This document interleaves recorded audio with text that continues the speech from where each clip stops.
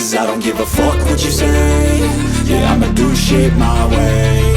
So you can go kick rocks, I'ma stack bricks up, build what I want to make. Melanjutkan dari kisah sebelumnya, Xiaoyan Gege, klan Gu pasti sangat terguncang karena lenyapnya klan Si. Aku harus kembali untuk memastikannya, ucap Sun Er. Xiaoyan berdiri di puncak gunung hijau menatap langit barat laut. Suara lembut Sun Er yang merdu di telinganya membuat hatinya sedikit emosional. Ia sadar menghilangnya Sun Er selama 2 tahun pasti memicu kegemparan besar di klan Gu. Sekarang setelah mereka berhasil keluar, Sun Er memang harus segera pulang. Apalagi dengan adanya kabar mengejutkan mengenai klan Si. Sun Er, aku berjanji akan segera ke klan Gu untuk melamarmu. Tunggulah aku. Xiaoyan mengulurkan tangan ke udara, seolah ingin menggapai sosok yang kini telah menghilang di kejauhan. Tak lama ia segera menekan emosinya dan matanya perlahan menyipit tajam.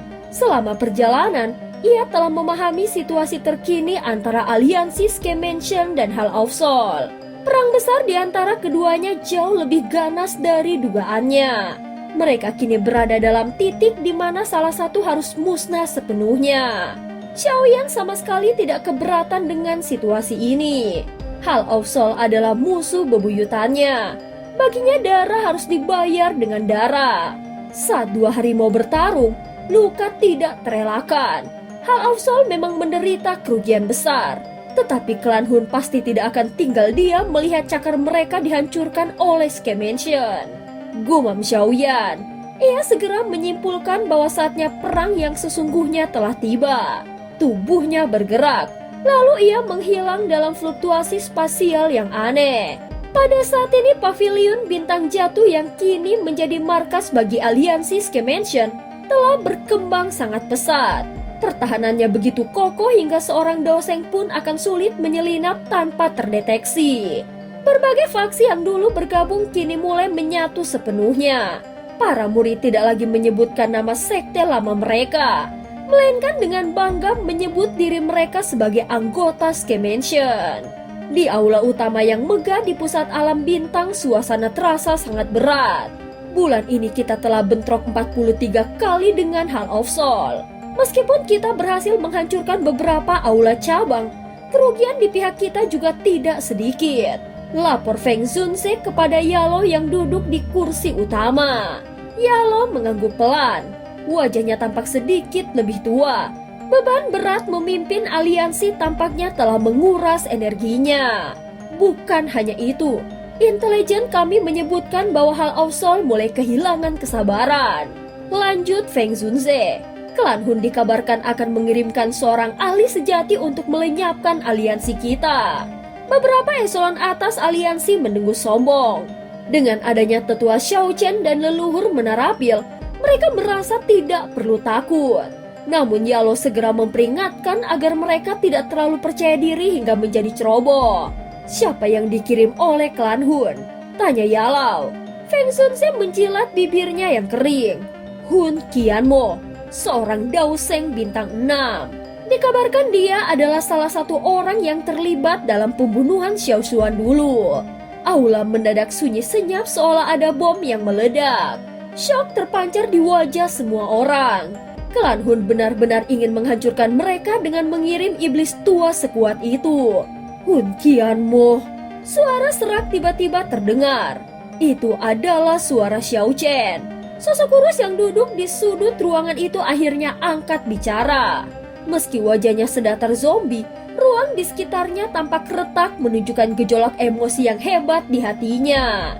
Tetua pertama Menarapil menjelaskan bahwa situasi klan kuno saat ini sedang saling curiga karena hilangnya klan Ling dan klan Si. Sehingga klan Hun merasa leluasa untuk menyerang. Jika Hun Qianmo datang, maka leluhur Menarapil dan Xiao Chen akan tertahan oleh ahli lawan. Meninggalkan pasukan aliansi tanpa perlindungan daoseng tingkat tinggi untuk menghadapi ketua Hall of Soul. Jika begitu, aku, Dokter Pri Kecil dan King Lin akan bekerja sama untuk menahan ketua Hall of Soul, ucap Yalo setelah merenung sejenak. Tetua pertama Menarapil menggeleng pasrah. Menahan Daoseng bintang 5 dengan kekuatan mereka sangatlah mustahil. Jika Xian dari klan Naga Void kuno ada di sini, situasinya mungkin berbeda. Tetapi dia masih sibuk di Pulau Naga Timur. Tepat saat suasana mencapai titik buntu yang mencekam, sebuah tawa yang jernih dan penuh percaya diri bergema di aula, membuat jantung semua orang bergetar. Serahkan dia padaku. Xiao Chen tiba-tiba membelalakan matanya. Wajahnya yang tanpa emosi itu perlahan menyungkingkan senyuman senang yang langka. Pada saat ini suara tawa yang tiba-tiba itu membuat suasana aula seketika hening. Detik berikutnya, seluruh pasang mata di aula besar itu serentak beralih ke pintu masuk. Di bawah siraman cahaya mentari yang jatuh dari langit, sesosok pria kurus perlahan melangkah muncul di depan semua orang. Xiaoyan, Feng Xunze, leluhur Hao Yun, dan para petinggi lainnya tersentak hebat. Wajah mereka dipenuhi ketidakyakinan, dan teriakan terkejut tanpa sadar lolos dari mulut mereka. Xiaoyan, dia murid langsung ketua aliansi. Beberapa eselon atas yang baru bergabung mungkin hanya memiliki gambaran samar tentang wajahnya karena pesatnya pertumbuhan Skymansion.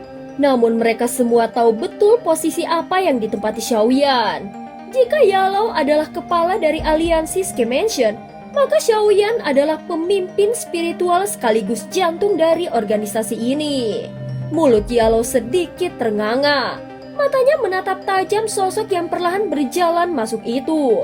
Gejolak emosi yang luar biasa di hatinya membuat Daoqi di tubuhnya meledak tanpa sengaja, menghancurkan kursi yang ia duduki menjadi debu. Namun ia sama sekali tidak peduli. Tubuhnya gemetar saat berdiri, dan matanya perlahan mulai berkaca-kaca. Selama 2 tahun terakhir, ia terus-menerus mencemaskan muridnya. Baginya yang tidak memiliki istri maupun anak, Xiaoyan adalah orang terdekat sekaligus belahan jiwanya. Jika ia tahu bahwa meninggalkan alam iblis saat itu akan memaksanya menanggung penantian yang menyiksa ini, ia tidak akan ragu untuk tetap tinggal di sana. Para petinggi Skymansion lainnya tertegun melihat reaksi Yalou. Selama bertahun-tahun, Yalou selalu setenang telaga kuno, bahkan saat menghadapi raksasa seperti Hall of Soul. Ini adalah pertama kalinya mereka melihat sang ketua aliansi begitu emosional. Di bawah tatapan seluruh aula, Xiaoyan bergerak dengan cepat dan tiba-tiba sudah berdiri di depan Yalou. Melihat sang guru begitu bersemangat hingga air matanya menetes, rasa bersalah muncul di hati Xiaoyan. "Guru, aku telah kembali," ucap Xiaoyan dengan lembut. Suara itu begitu tulus hingga siapapun yang mendengarnya akan merasa terharu. "Hahaha, bagus kau kembali. Senang sekali kau kembali." Yalou menyeka air matanya. Wajahnya yang tegang selama 2 tahun akhirnya menyunggingkan senyum lebar. Tangannya juga terus menepuk bahu Xiaoyan, mengulangi kalimat yang sama berulang kali. "Hahaha, Yalou, sudah kukatakan berkali-kali kalau anak ini tidak akan mati semudah itu. Sekarang kau percaya padaku kan?" Leluhur Hao Yun tertawa lebar sambil menghela nafas lega.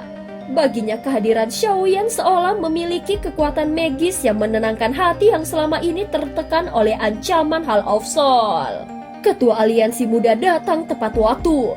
Dengan bantuanmu, kita bisa meringankan tekanan aliansi. Jika kita berdua bekerja sama, kita pasti bisa menahan ketua Hall of Soul," seru tetua pertama menara pil dengan penuh semangat. Melihat kekuatannya sekarang, seharusnya tidak masalah baginya untuk menghadapi ketua Hall of Soul sendirian, sahut Xiao Chen dari sudut ruangan sambil terkekeh pelan. Pernyataan itu membuat seisi ruang langsung syok. Karena Xiao Chen adalah yang terkuat di sana, tidak ada yang meragukan perkataannya. Kau berhasil memurnikan Purifying Demonic Lotus Flame," seru Yalou setelah tersadar dari keterkejutannya. "Hahaha, guru, aku hanya beruntung." Xiaoyan menyeringai. Leluhur Hao Yun dan yang lainnya menghirup udara dingin. Mereka semua tahu betapa mengerikannya api tersebut. Sesuatu yang bahkan leluhur menara pil tidak bisa taklukkan selama ribuan tahun. Keberhasilan Xiaoyan benar-benar sebuah keajaiban. Yalo pun yakin dengan api tersebut, Xiaoyan kini mampu bertarung seimbang melawan ketua Hall of Soul. Bagus, dengan bantuan ketua muda, kita akan menyambut serangan Hall of Soul ini dengan kepala yang tegak. Seru tetua pertama. Seketika aula dipenuhi dengan sorak-sorai dan rasa hormat dari para petinggi. Meskipun mereka memiliki kedudukan, mereka sadar ada jurang pemisah status yang sangat jauh antara mereka dan Xiaoyan. Sky Mansion adalah milik Xiaoyan. Yalo hanyalah sosok yang membantunya mengelola aliansi raksasa ini. Masalah hari ini cukup sampai di sini. Semuanya kembali dan bersiaplah. Pantau setiap gerakan Hall of Soul. Karena mereka ingin pertempuran penentuan, kita akan tunjukkan bahwa aliansi Sky Mansion tidak sedikit pun takut pada mereka. Perintah Yalo dengan semangat membara. Siap, seru semua orang. Merasakan darah mereka mendidih. Pertempuran antara penguasa lama Hall of Soul dan penguasa baru yang bangkit Sky Mansion akan segera mengguncang seluruh Center Plans. Setelah pertemuan usai dan berbincang sejenak dengan Yalo, Xiaoyan kembali ke halaman yang tenang, tempat yang sudah 2 tahun tidak ia pijak. Ayah, teriak ceria penuh kegembiraan menyambutnya. Sesosok kecil berlari cepat dan melompat ke arahnya. Hahaha, gadis kecil ini sudah tumbuh besar ya? Xiaoyan tersenyum lebar sambil memeluk erat sosok mungil itu. Melihat wajah bahagia Xiao Xiao, hatinya seketika menjadi hangat. Inilah rumahnya, tempat ia bisa melepas seluruh penat dan lelah. Dia terus menunggumu dengan sabar sejak mendengar kabar kau kembali. Suara lembut menyapa dari depan. Xiaoyan mendongak dan melihat dokter peri kecil berdiri di sana dengan senyum manis. Kelembutan yang ia pancarkan terasa lebih dalam dibandingkan 2 tahun lalu. Kau sudah menjadi seorang daoseng? Tanya Xiaoyan sambil tetap menggendong Xiao Xiao. Ia bisa merasakan kekuatan 1 bintang daoseng dari dokter peri kecil. Ya, ini semua berkat setetes darah esensi iblis suci itu. Jawabnya sambil tertawa kecil.